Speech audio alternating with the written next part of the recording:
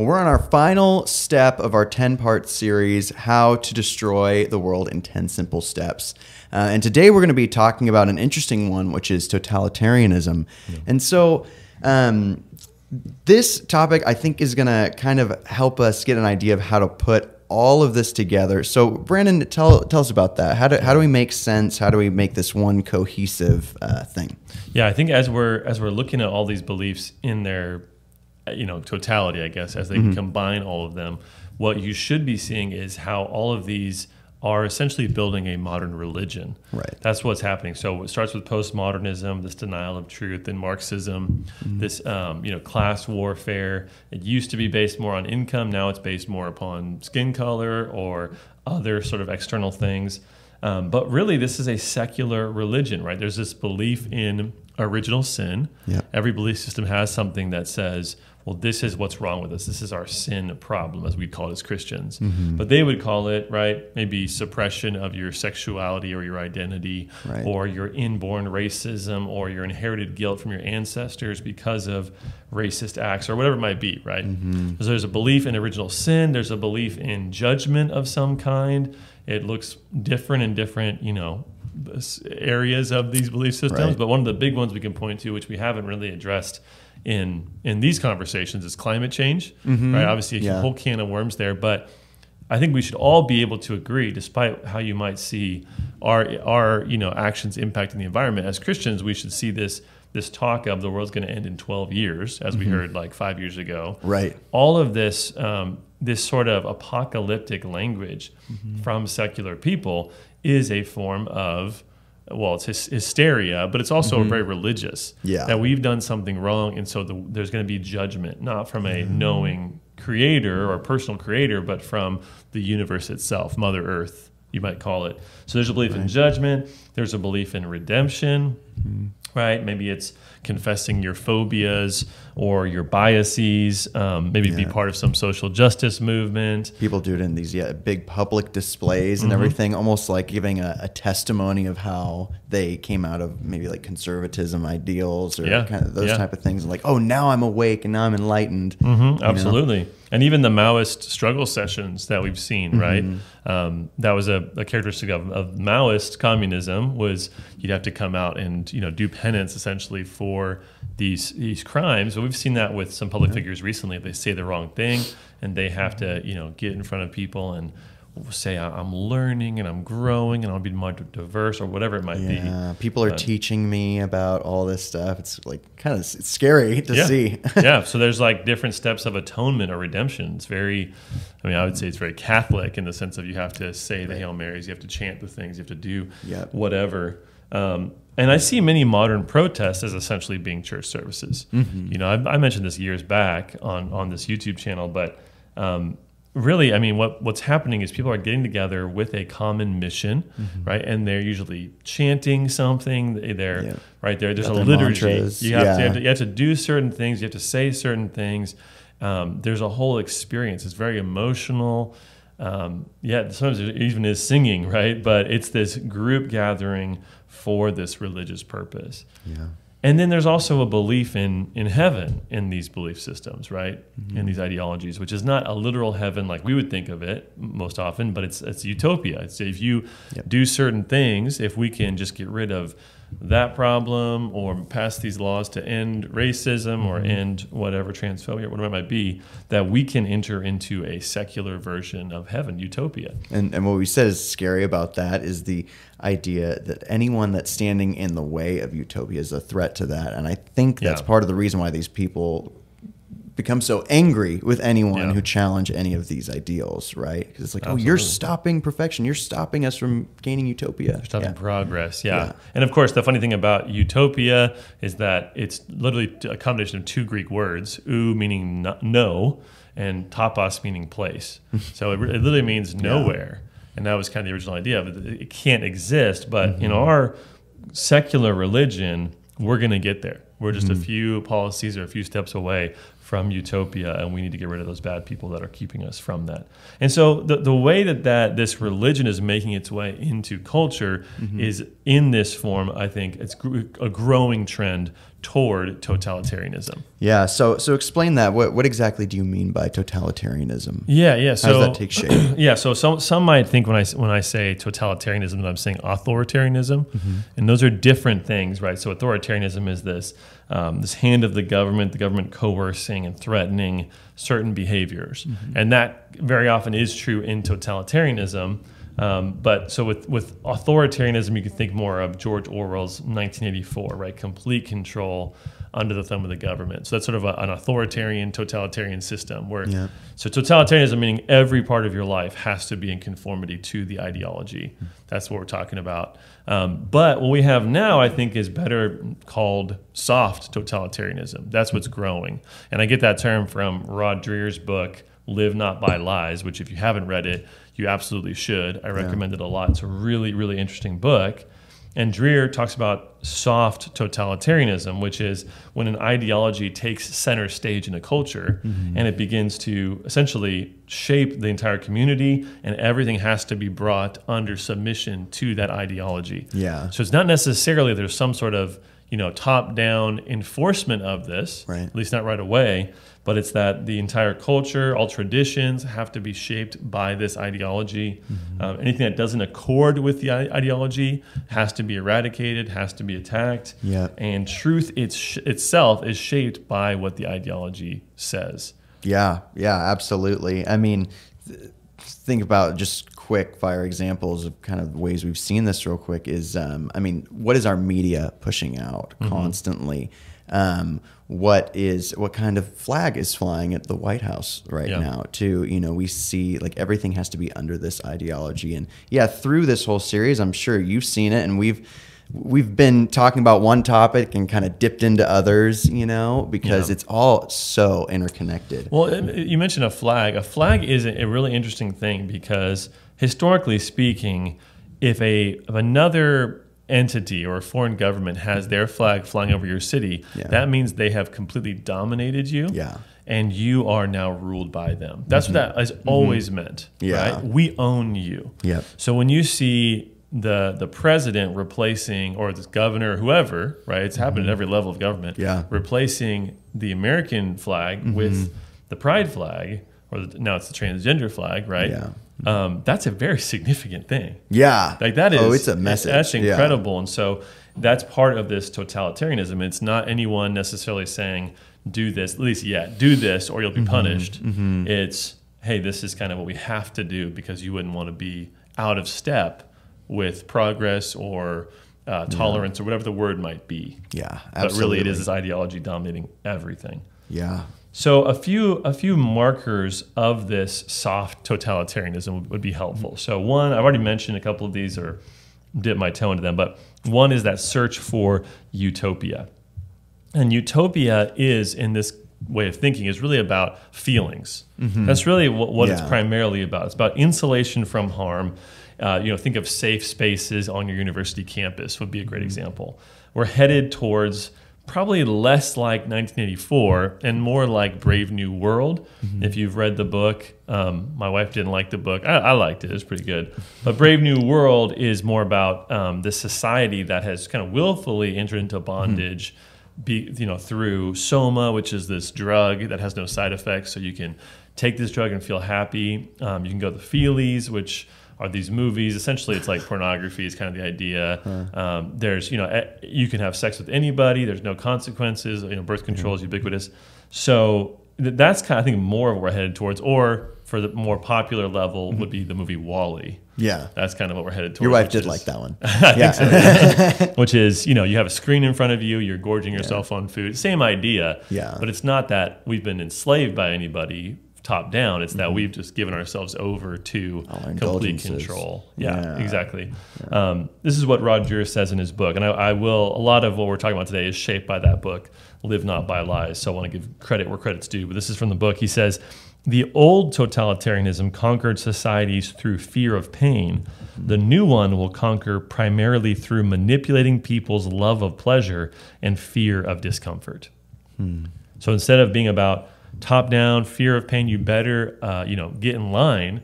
This is about, I wouldn't want to, lose pleasure or feel discomfort. And so I'm going to go along with this just so I can kind of live a happy, comfortable life. Yeah. So that's what's happening right now. Yeah, we see that a lot. I've known a lot of people who are like, I don't know if I buy into all this, but like, I'm not going to risk speaking out against it, you know? Yeah, and yet, obviously we get that, right? Like, Yeah. well, what do I gain? I'm just one person. What should I can go against use of the pronouns, or I can do whatever. And yeah, we'll talk more about that later, but that is a huge problem. Right. Even if it feels like it's not. Right. So utopia is one marker of that. And just to be clear, biblically speaking, this utopia can never be gained by human effort. Because when the fall happened in Genesis 3, the consequence is all of humanity is sinful, right? And the world itself is broken. Right. So if you're trying to seek utopia by human effort, it's always going to be tainted by human sin. So the more progress we have, the more technology, the more advancement, the more that's going to be used for evil as well as for good. Yeah. We're always going to be missing the mark because we are not God. We cannot save ourselves. Right. So we have to see that desire for cosmic justice or for utopia or whatever it is as what it is, which is it's a desire God's put in our heart, but it can only be satisfied and fulfilled by Him. Yeah. It's meant to lead us to say, oh, we can't do this. We need a God who can. Yeah, that's good. Yeah, that's so true and good to remember. Well, what's another mark of totalitarianism? Another big mark, which is probably maybe the defining mark, is the manipulation of truth. Yeah. So this totalitarianism, the soft totalitarianism, is all about making you believe and say things that you know are not true, so that whoever the powers that be are can have control over the truth. And so the best metaphor for this, and you hear it all the time, is the Emperor's New Clothes, right? The old Hans Christian Andersen fairy tale or story, right? Which, if you don't know what it's about, just in brief form, these two con men come to the emperor and they say, we're the greatest clothing designers or tailors, whatever, in the kingdom, and we're going to make you a splendid robe. And so they start to build this, but what they say is, well, this is magical, and so anyone who's beneath their station can't see the clothes we're making. And so, of course, they're not making anything. They're just pretending. But the emperor goes in, and he feels insecure. He doesn't want to let people know that he's not worthy of his position. So he pretends to see the clothes, and so on down. Everyone, in fear, insecurity, says, oh, yeah, beautiful clothes. Those are amazing, until the emperor is finally displayed, in his underwear on this day to reveal the clothes. Everyone's gasping and oohing and awing, except for the smallest boy in the kingdom, who says, the emperor's got no clothes on. And then the illusion is gone. The con men are already away with all this wealth, right? Yeah. So, that is exactly what's happening, right? Yeah. This is 1984. This is a quote from 1984. The party told you to reject the evidence of your eyes and ears. It was their final, most essential command. That's what we're having now, right? Say that, up is down, down is up. Say that men are women and women are men, right? Say these things are good that are clearly not good, that we can see at every level are not good. Affirm them and say them, and that's loving, right? Yeah. That's tolerance, whatever it might be.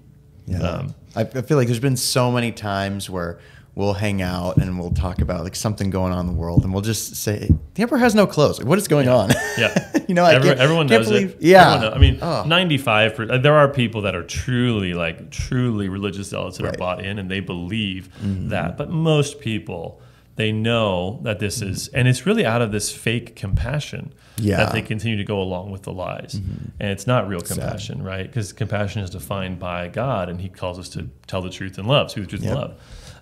Isaiah 5, verse 20 to 23 says, woe to those who call evil good and good evil, who put darkness for light and light for darkness, who put bitter for sweet and sweet for bitter. Woe to those who are wise in their own eyes and shrewd in their own sight. Woe to those who are heroes at drinking wine and valiant men in mixing strong drink, who acquit the guilty for a bribe and deprive the innocent of his right. So many things in this passage apply to this conversation. Obviously, the big one being, if you call good evil and evil good, woe to you, right? Meaning it's your funeral, you're dead. But also, I think verse 22 is interesting. Woe to those who are heroes at mixing wine. So there's an elevation right now of kind of the worst traits in humanity and making heroes out of them. Yeah. I saw one just the other day from the Department of Defense, their official Twitter, right? Did you see this one? I don't know if I did. And it was this obvious man who thinks he's a woman, Yes, right? I So did I guess see that. trans Yeah. woman. Yeah. And, you know, it was how he's a hero, how he's so great and so authentic, and all these things. So it reminds me of this, right? You're heroes. It's not hard for a guy to dress in drag. Yeah. I mean, that's not, there's no accomplishment there. Yeah. And in fact, it's you know, neglecting true virtue, but we're praising that, right? And so we're trying to upend everything in order so that we can be gods. It changed real quick from let us just do our own thing, you know, stop worrying about us, to you have to celebrate Yes, this. you have to celebrate it. There's been a huge shift. Yeah, You know? let's take a month or 3, you know, in the summer and let's celebrate it. So the manipulation of truth is so essential. And just know, I heard someone say this a while back, but as soon as you affirm the lie that they want you to affirm, they're going to make you say the opposite. It's not about just acceptance or love or can't we just all agree that this man is actually a woman? Right. It really is about dominating our minds and our souls with lies. That's at least, again, we always distinguish between those who are the people that are being deceived, right? The people that are in those communities that truly believe because they've been lied to, and the people that are the influencers who are pushing these lies in order to destroy souls and to dominate people with these lies. So you have to distinguish that. So that's one. Manipulation of truth is probably central. Also, the use of technology is going to be more and more significant. It already is very significant, and obviously, a lot of people are raising, you know, warnings about this. Yeah. But the lack of privacy, the government can essentially see everything that you do. That's going to be a growing problem in the future. Censorship is a huge one. Right, we're posting this on a platform, YouTube, right, which could ban us tomorrow. I mean, it could ban us for this video. I think this video probably goes against, you know, their terms of service, guidelines, right? But it's like we're not here to just, you know, hide from those truths. But that's a problem. That's a problem that we're going to have to face more and more. And we could even talk about all of entertainment in terms of technology. So much entertainment's available, but it's all now dominated by you have to agree with some narrative or some story. It could be as simple as a commercial, could be a kid's movie, a video game, whatever it might be.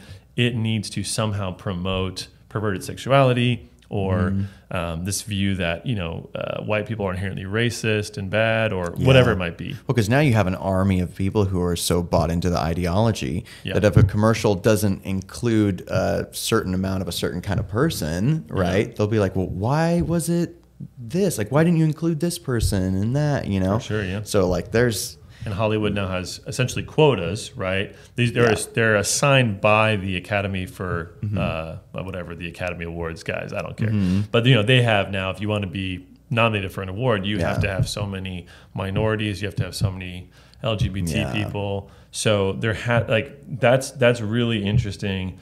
And it's also going to essentially push this in every part of our culture. Yeah, absolutely. They're like, well, you can put like a white straight Christian male in your movie or whatever, but like you're not going to get any awards for it. Yeah, you know. Exactly, so there's no incentive. Right? I mean, I don't care much about acting. But personally, but I know for our culture, if you're saying certain classes, it's a weird term, wrong term, but certain types of people based upon shallow characteristics are not going to be allowed in as many movies or whatever. Yeah.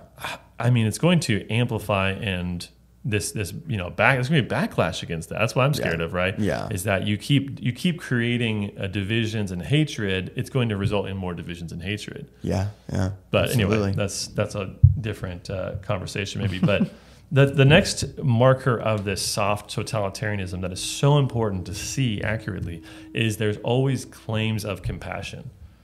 Every communist society in history has been premised on this. If you're really compassionate, you would want those people who are powerful and rich to be forced to give their money to others, right? From economic Marxism.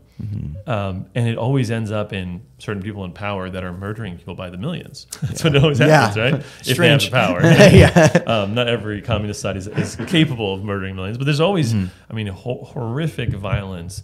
and terrible things that happen because it stokes hatred and envy and all these things. But there's always this claim of compassion, and we see that all the time. And so we have to be in tune with that and think, well, we're not going to call something compassionate that God wouldn't call compassionate. Yeah. If it's a lie, it's not compassionate. It may feel good. That's not what compassion is. It's defined by the God of the universe, who is also the source of truth. And then the last thing is this praise of progress is obviously so common in this soft totalitarianism. Is it's always about moving forward. It's about abandoning the certain guidelines or restrictions of the past and moving towards this utopia. Yeah. And a couple of fun quotes about progress that I think are really helpful. G.K. Chesterton said, "When men have come to the edge of a precipice, it is the lover of life who has the spirit to leap backwards, and only the pessimist who continues to believe in progress." So if you get to the edge of a cliff, progress is not the way to go anymore. Right. And I don't know, we're off the cliff, halfway down the cliff. It may be too late in a lot of ways, but we should be thinking in those terms. No, you don't keep progressing into oblivion. There's a time to go forward and a time to go back. And the wise person right now would be saying, we've really gone off the rails. We got to go back. C.S. Lewis also has a quote from his book, his novel, The Voyage of the Dawn Treader, where this one character is saying, what, don't you believe in progress? To the Caspian, who's the king. And he says, essentially, I've seen progress in an egg. We call it going bad. So I love that, right? Like, again, progress is a neutral thing. It's what are you progressing towards? What are you moving away from? All these things matter so much. And I think for us, very often, if we're not critical thinkers, we hear these terms and we inherently give them some value that is not there. Yeah. So we have to be wise.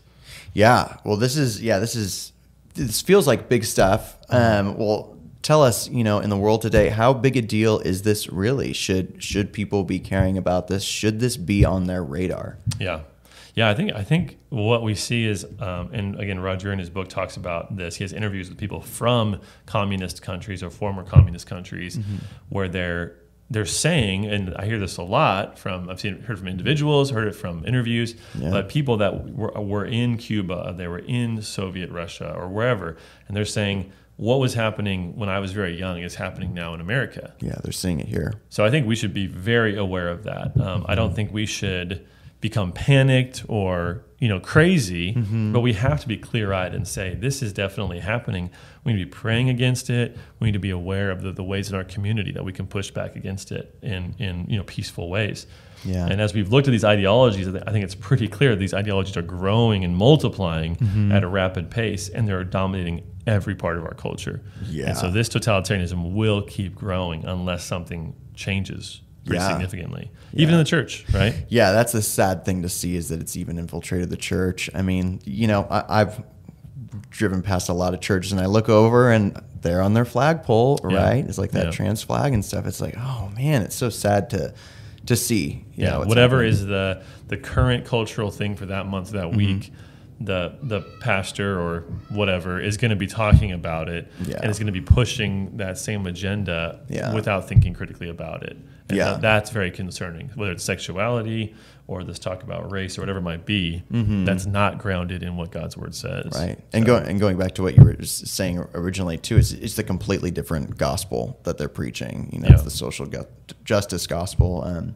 But yeah. So how do you see all of this unfolding? Are we doomed? I don't know, man. Again, I'm like, we're in God's hands, and He's gonna deliver us from this in some way. But the thing is, the way I see it kind of developing is that you just never know these days when you're going to say or do something that's going to be against the orthodoxy, right, of our secular religion. You never know what you said 3 years ago that today, if anyone heard it, would be career ending for a lot of people. So it's growing all the time, and it puts you in that position potentially of fear and of bondage to where you don't want to say anything. I mean, there's a lot of people, I would say very much on the left, to be honest, that seem unwilling to say things like pornography is bad to show to kids, or it's bad in classrooms, or even pedophilia is a sinful state, or it's a evil state to be in, because I think a lot of people are caught in this this trap of, well, I've already agreed with all these steps in this sexual revolution, and now how can I push against that when in a couple of years we might have a different view on this, right? And we already are shifting with and the that's how thing. You know, if you're so bought into this ideology, or at least peddling it, you have to think like, well, what are people going to think about this in a couple of years? Like maybe right now people aren't ready for it, but if, you know, the movement goes that way, I got to be ready to go. For sure. And at times when you buy in to some of these kind of wacky ideologies, it almost becomes illogical to not take the next step, right? So if you say, you know, love is love, like whatever, everyone should be able to, well, then why isn't like pedophilia under that, you know, if it's just a matter of who you're attracted to? Polygamy, all that stuff. And so so many conversations I've had, or conversations I've seen online, where people are unwilling to give something very firm on that. Well, you know, I wouldn't, you know, I mean, no, I think that's probably not good, you know, but it's very, very weak. And so you see that and you go, oh, people are softening up because they realize that if they wanted to be in the good graces of this religion, then they have to be ready for what, I mean, again, we've talked about how that plus sign at the end of the you know, alphabet, the alphabet soup is so important, because it just means we're kind of ready for whatever might come. Yeah, totally. And so, you know, who has plus the authority to say whatever we say in current year. Exactly. I mean, China's social credit system is a really interesting example. Now, this is more authoritarian, right, top down. But essentially, in China, you get scores on, you know, if you say the wrong thing or you do the wrong thing, you could not have your kids go to college, or you could not be able to get public transit or go to the store. I mean, it's pretty crazy. And now we're doing this more voluntarily. So in America, we have things like the Human Rights Campaign or other organizations that are pro-LGBT, you know, kind of pro-tolerance organizations that essentially pressure companies into bending to this secular religion. And the way they do it is through DEI or through ESG scores, right? Economic, social governance. So essentially you get scored on how you comport with all the ideologies we've been talking about for the last 10 weeks. And if you don't fit in with them, or if you don't promote them actively, then you might get a ding on your record, and a big capital firm, right, a big venture capital firm or investment firm may not give you money when you need it because you don't have a high enough ESG score. One of the people that talked about that a lot is Elon Musk. You know, he's talked about that a lot, about how evil that system is. And again, it's weird when someone who I disagree with on so many things, because he is, I think, an atheist and all this stuff, but man, like we're aligning on a lot more because of how crazy the world has gotten. And that's one of those things where, no, we shouldn't be allowing these organizations to tell us what we should believe ethically speaking and morally. It's really concerning. And so tell us about the informal pressures with all of this as well. Yeah, so I think the informal pressures are maybe even more concerning, right? We saw this, one example of this was right after George Floyd died. There was this, you know, the whole BLM movement exploded, right? And if you weren't posting that square on your Instagram or Facebook, if you weren't putting a sign up at your store, people were going to be asking you questions, or even sometimes threats were happening, right? So in order just to kind of go along to get along, a lot of people did that. And of course, you know, Black Lives Matter is a true statement. I don't think that's controversial for most people, but I think most people understand there's a lot more loaded into that term. Just like if we said Planned Parenthood, like, are you for Planned Parenthood? And if I said no, you'd be like, oh, you don't want people to plan their parenthood? You want to be unplanned? Well, no, I mean, that phrase stands for a whole organization. Right? It's a nice term that means something different in this context. And so BLM, the organization, of course, is, I think, stoking racial division. It was from day one. It's they openly Marxist, right? The founders have said on camera, it's recorded, right? We are trained Marxists. That's a great quote. So they're all about that class warfare. They are anti-traditional family. That was what in their stated, you know, in their mission statement and beliefs for a very long time. And then, of course, they took a bunch of people's money and didn't use it at all to help minorities or help cities or anything. They used it to buy $1 million houses and line their own pockets. I mean, that's all. If you didn't know any of that, then I don't know where you've been on that Yeah. topic, because it's all very well known, and then you don't hear Right. people actually even promoting the organization anymore because of how it's a discredited lot more quiet. it's been. But at first there it was, you couldn't think about it, you couldn't question, you couldn't just say, oh, hey, I agree with this, I agree with not murdering, or I agree with like any racism, but this isn't going to help. You know. Well, and I mean, what I think about too is the pressure was on, if you take that specific situation, it's like, you better say the right thing, you know, you better make the right post, and it has to be whatever. It's like, oh, okay, maybe I could just like not do anything with it.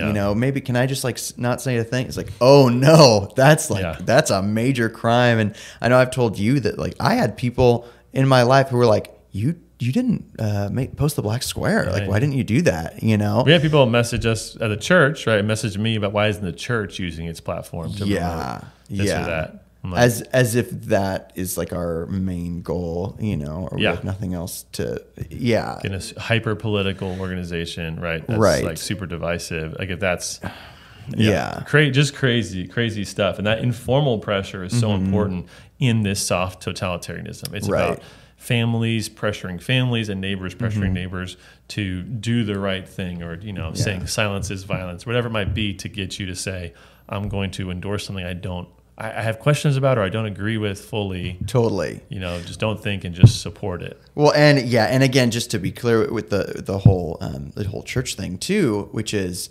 obviously our church is against racism. Against murder. I think that's why I said that. I'm like, in case you're wondering, we're still against racism and murder. Totally. But then if we were to try every Sunday, if we were to comment on every single social issue that was going on like that week, we would have no time to be preaching the gospel, exactly. And that's our job, and you see a lot of these churches, it's how it happens, right? You give a little bit, like, okay, we'll comment on this one thing.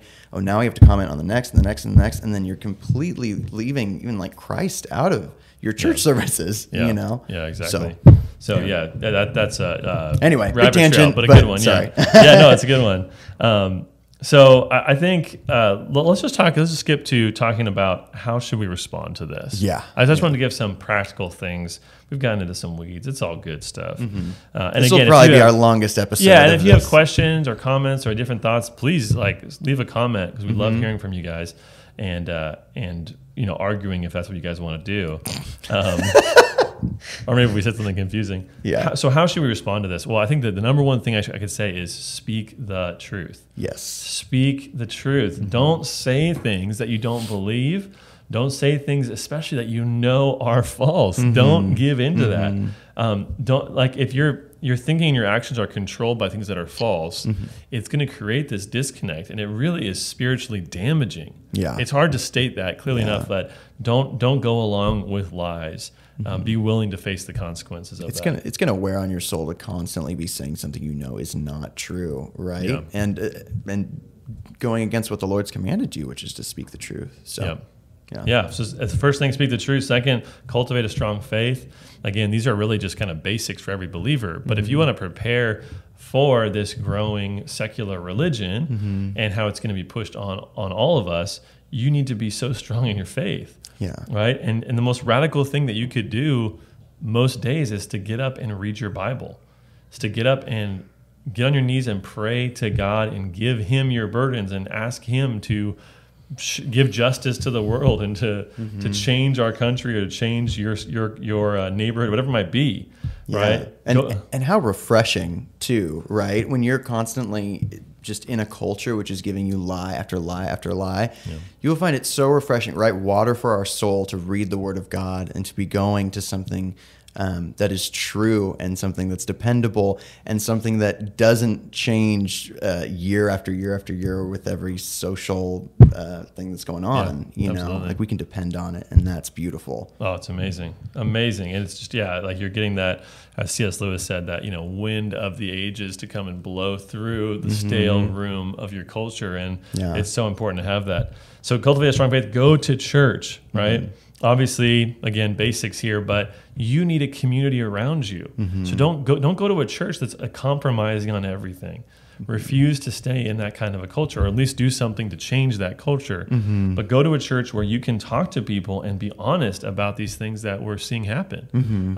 I just get so much joy in hanging out with the men from our church and being able just to talk about the stuff of our day and say things that you're not allowed to say in our culture, but we can be honest and say, I'm concerned about this or that. I'm concerned about what world our kids are going to be raised in. Yeah. So you need that so desperately. Oh, yeah. I know personally when I've talked to, different friends or people about some of these issues, and it's kind of right before maybe I'm going to make the decision to say the truth or just stay quiet. I know oftentimes it's legitimately helped me to think, you know what? Like, first of all, ultimately, I have the Lord, right? Yeah. And that's enough. But then it's also amazing to think, man, I have these amazing friends back at church who, they're with me on these issues too, and I can go to them for encouragement too. And I'm gonna speak the truth to this person. I'm gonna do it in love, and I'm gonna do it gently. But knowing that you have that support back at church from those other people, there's really something to that, and like on Sunday I'm going to go there and I'm going to hold my head high and tell them, I said this thing. We can encourage one another with that to do the same. Yeah. So you need a church, you need a community, and more than just a community, you need God's people around you. Yeah. A couple of things that maybe are a little less obvious. One is be weird. Be weird. Embrace being weird. Yeah. If you're a Christian, you don't belong to this world. You're an exile, right? You're a sojourner. So embrace that you're going to be different than the culture around you. There was one story that stood out in Roger's book where he's talking to this couple, and they say essentially, they were in Soviet Russia or in one of those countries in the Soviet Union. And they said we would work hard to impart in our kids that they were different. And one of the ways we did that was through dressing them differently. Because they knew they were going to be lied to, manipulated all the time, they were so deep in this, they would help them to not conform on an outward way so they could help them to see themselves as different inwardly. Now, I don't think you have to dress weird. Maybe you already do and you don't even know it, right? But I'm just saying, embrace weirdness. Yeah. Embrace that you don't fit in. Yeah. Raise your own children. Raise your own children, right?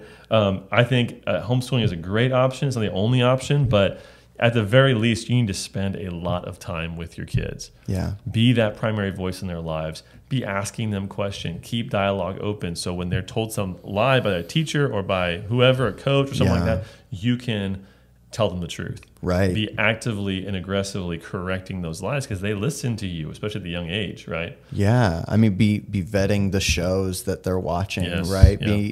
If they're going to public school, be aware of what's being taught in that classroom. Yeah. Because it's scary stuff that's being pushed to our children. And I mean, we've seen it now. Like, they literally will proudly say, we're coming for your children. Yeah. It's like, well, no, me as a Christian man, I'm not going to let that happen. Yeah. It's crazy, man. It's crazy. So, and by the way, if you can't homeschool and that's something that you desire, I think you should talk to your church about it. I know for us, if you go to GCC, come talk to me and we can try to figure something out. It's one of our goals as a church is to figure out how can we provide schooling for families that desperately want their kids to be in an environment with Christians and learning about God's word, and they can't afford it. So I'm not promising an answer. I'm just saying, please let us know, and we can try to figure something out. Yeah. And then the last thing is be ready to pay the price. I think we're not ready to just suffer in small ways now, and so we sacrifice our future and integrity because we're going to have to sacrifice a lot more later. So you should be ready to lose your job in today's age. You should be ready to have people think that you're crazy or to call you bad names because you say what the scripture says. I heard a quote a while back about how, in past ages, Christians were afraid of the raised fist, but now Christians are afraid of the raised eyebrow. Yeah. And that's very true. We don't want people to think that we're odd or different. So we have to learn to suffer in small things now so we can be ready for the challenges ahead. Yeah. I mean, what I always think of is Christ said to take up your cross and follow me, right? Yep. And we should be ready to do that, And, in different ages, different times and places, that's going to look different. Yep. But certainly, when I think of that, I'm like, well, I should be willing to have someone just be upset at me because, I don't agree with them on every single thing. Absolutely. That's what's going to happen. So it's definitely been our longest episode, but I hope that it was helpful for you. We'd love to hear your thoughts as well. Thanks so much for watching this video. We're uploading great biblical content every single week, so make sure you subscribe, like this video, and leave a comment down below. We'd love to discuss with you. If you want to support us financially, there's a link in the description of this video. Thanks so much.